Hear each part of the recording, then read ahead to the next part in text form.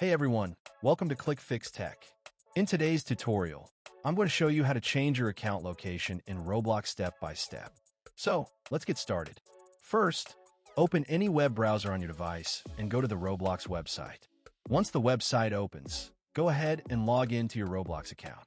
After logging in, look at the top right corner of the screen and click on the gear icon to open the menu. From here, select Help and Safety. This will open a new page. Now click on Help Center to continue. Once you're inside the Help Center, find the search bar and type location. From the results, click on the account location option. After that, scroll down a little and click on Need More Help. Contact support here. Now you'll see the Roblox support form. Here you'll need to enter some basic details like your username and email address.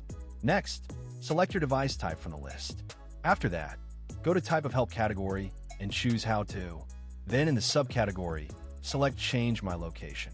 In the description box, write a short message explaining that you've moved to a new location and want your Roblox account location updated. You can simply use this exact message. Once everything is filled out, click Submit.